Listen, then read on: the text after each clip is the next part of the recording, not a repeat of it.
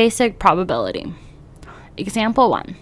One of the reasons that a pediatric healthcare professional needs to meet with an infant when the child is just 2 to 5 days old is to determine if the child has jaundice or poor liver function. Jaundice is a curable condition in infants, but it does not need to be treated. In a group of 100 infants who are born on or around their due dates, there are typically 55 children who are diagnosed with jaundice. What is the probability that a child will be born with jaundice? So, probability is the chance that an event will occur. So, our basic probability fraction is the number of what we're looking for divided by the total possibilities.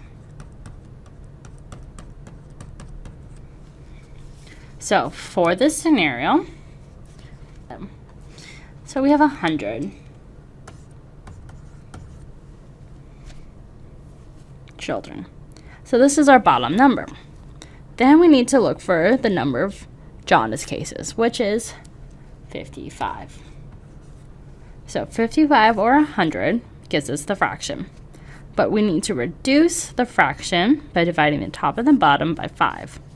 So 55 divided by 5 is 11. 100 divided by 5 is 20. So there is an 11 over 20 chance of the child being diagnosed with jaundice. So let's look at another example. During the 18-month well-child exam, the pediatrician may evaluate the toddler's ears and occurrence of ear infections. In order for ears to remain clear and not build up infections, it must continually drain out of the ear or down the eustachian tubes, inner ear tubes. Some toddlers' ears have not developed fully and are very susceptible to ear infections. Therefore, the toddler may need to get temporary small tubes placed in their ears. This process is called tympanostomy. In a group of 300 toddlers who are at an age of 18 months, 20 will need to receive this procedure. What is the probability that a toddler will need to get ear tubes at around the age of 18 months? So, like before, I'll write our fraction, dividing line. So, the bottom number is the number of total possibilities, which is 300. So we'll write 300 below.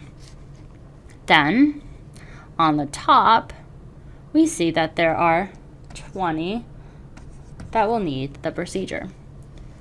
So, this is our number, except we can reduce by 20 on the top and the bottom. So 20 divided by 20 is 1, and 300 divided by 20 is 15.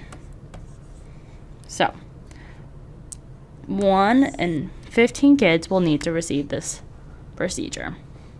So when finding the basic probability, just remember to write the total number as the denominator, or the bottom number, and the number that we're looking for as the numerator, or top number. Then reduce their fraction if needed.